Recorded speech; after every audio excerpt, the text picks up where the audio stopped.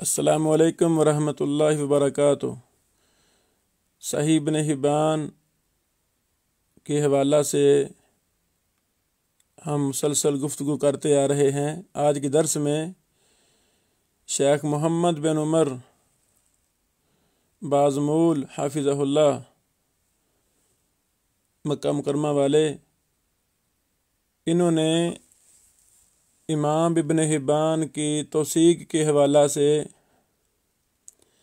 عام دیگر محدثین سے ہٹ کر ایک نقطہ نظر پیش کیا ہے، آج ہم اس کو پیش کرنا چاہتے ہیں۔ فضیلت شیخ محمد بن عمر بازمول حافظہ اللہ کی کتاب الاضافہ دراسات حدیثیہ یہ ہمارے ہاتھ میں ہے۔ اس کتاب میں شیخ محترم کے مختلف مقالہ جات مطبوع ہیں۔ صفحہ نمبر 165 سے لے کر 194 تک یہ تیسرا مضمون ہے اس کتاب میں، قاعدۃ ابن حبان فی کتابہ الثقات کے نام سے۔ تو شروع میں مختلف بحثیں کی ہیں امام ابن حبان رحمہ اللہ کے حالات کے حوالہ سے۔ اس کے بعد امام ابن حبان رحمہ اللہ نے جو الثقات میں قواعد ذکر کیے ہیں کہ میں کن سے روایت لوں گا، کن سے روایت نہیں لوں گا، کون میرے نزدیک ثقہ ہے، کون میرے نزدیک ضعیف ہے، اس پر بحث کی ہے۔ اسی طرح امام ابن حبان رحمہ اللہ نے المجروحین میں اپنی کتاب المجروحین کے اندر 6 قسموں کا ذکر کیا ہے۔ یہ 6 جنسیں وہ ہیں جن سے ابن حبان رحمہ اللہ استدلال نہیں کرتے، ان کی روایت کو نہیں لاتے۔ پھر شیخ بازمول حافظہ اللہ نے ان 6 قسموں کا ذکر کیا ہے۔ یہ المجروحین جلد نمبر 1 صفحہ نمبر 90 سے 94 تک امام ابن حبان نے 6 جنسوں کا ذکر کیا ہے۔ جو ہماری مطلوبہ بحث ہے ہم اس کی طرف آتے ہیں۔ یہ صفحہ نمبر 183 ہے۔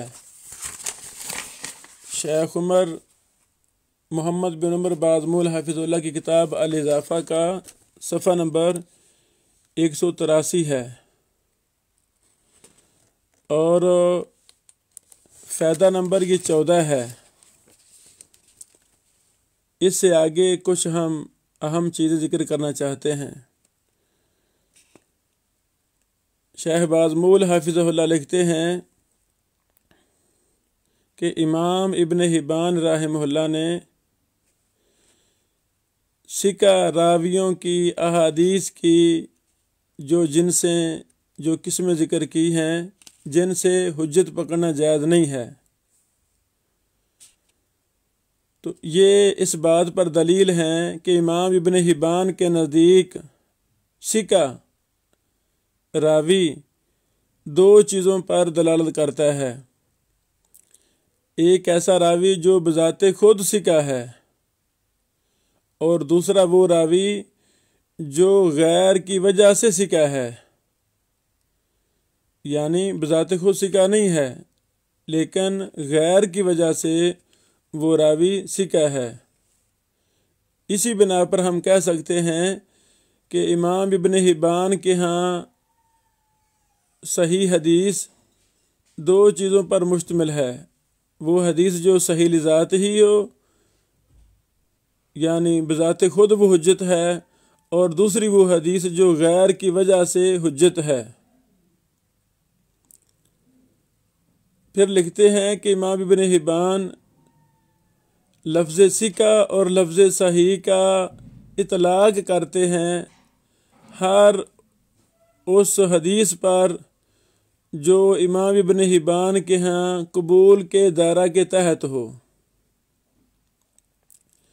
تو یہ چیز ہر اس راوی کو شامل ہے جو ضبط اتقان میں مرتبہ علیہ پر فیض ہے، اور اس پر بھی یہ اطلاق ہوگا جو اس سے کچھ کم درجہ ہے۔ لیکن جب ایسا راوی منفرد ہو تو اس کی روایت قبول نہ کی جائے۔ یہ کچھ باتیں النکت علی کتاب ابن صلاح لابن حجر اسقلانی رحمہ اللہ، جلد نمبر 1 صفحہ نمبر 290، فتح المغیث جلد نمبر 1 صفحہ نمبر 42 وغیرہ کے حوالہ سے شیخ بازمول حافظہ اللہ نے نقل کی ہیں۔ آگے یہ حوالے دیے ہیں۔ اور 15 نمبر فائدہ یہ ذکر کیا ہے کہ ابن حجر رحمہ اللہ نے ابن خزیمہ اور ان کے شاگرد ابن حبان کے حوالہ سے کہا ہے کہ یہ دونوں محدثین حسن کو صحیح سے کوئی منفرد الگ صورت نہیں بناتے، بلکہ مقبول حدیث کے تحت دونوں کو لاتے ہیں، صحیح بھی اور حسن بھی۔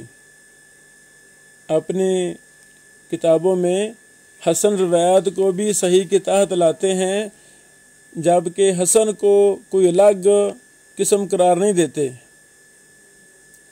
اسی طرح 16 نمبر فائدہ میں لکھا ہے کہ امام ابن حبان کے نزدیک عدالت کا معنی مفہوم یہ ہے: عادل ایسا راوی جس کے بارے میں جرح نہ پہچانی گئی ہو، جرح جو تعدیل کی ضد ہے۔ جس راوی کے بارے میں جرح نہیں معلوم ہوئی وہ راوی عادل ہے جب اس کی ضد واضح نہ ہو۔ پھر لکھتے ہیں امام ابن حبان رحمہ اللہ کہ ہمیں لوگوں کے غیبی امور پر مکلف نہیں بنایا گیا، ہم نے ظاہر پر حکم لگانا ہے۔ جو پوشیدہ چیزیں ہیں، باطنی چیزیں ہیں، ہمیں ان کا مکلف نہیں بنایا گیا، بلکہ ہم نے ظاہر پر حکم لگانا ہے۔ یہ بات ثقات لابن حبان جلد نمبر 1 صفحہ نمبر 13 سے امام ابن حبان کا قول نقل کیا گیا ہے۔ پھر آگے بطور مثال شیخ بازمول حافظہ اللہ لکھتے ہیں، ایک راوی کے ترجمہ میں امام ابن حبان نے کہا، حوالہ المجروحین جلد نمبر 2 صفحہ نمبر 192-193، کہ اس راوی کی تعدیل جائز نہیں ہے مگر جانچ پڑتال کے بعد، اور اگر یہ راوی ان لوگوں سے ہوتے جو منکر روایتیں بیان کرتا اور ثقات کی احادیث کی موافقت کرتا تو یہ راوی عادل ہوتا، اس کی روایت قبول ہوتی۔ اللہ اکبر۔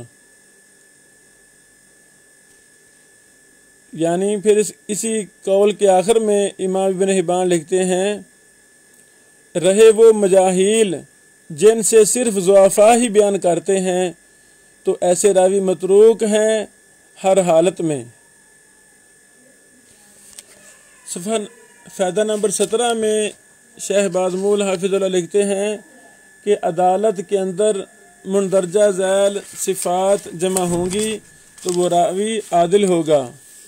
پہلی بات کہ اس میں جرح نہ پہچانی جائے، اس سے ایک سکہ روایت کرے یا ایک سے زیادہ روایت کریں،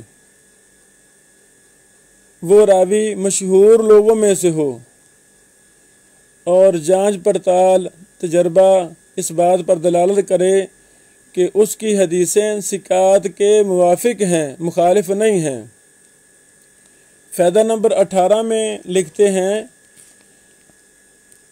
امام ابن حبان کے نزدیک راوی کا مشہور ہونا، المشاہیر من الروات، اس سے مراد کیا ہے؟ اس کا مطلب ہے کہ وہ راوی طلب حدیث میں معروف ہو، اس کا فن حدیث ہو، اور وہ مشہور ہوگا تو اس کی شہرت یہ جہالت کی ضد ہے، جہالت کے مد مقابل ہے۔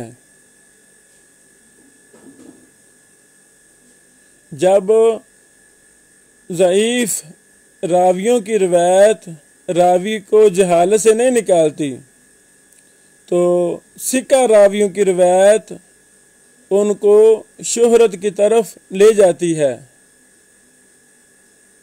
راوی کے ضبط کے ظاہر ہونے کے ساتھ اور ثقہ راویوں کی موافقت کے ساتھ۔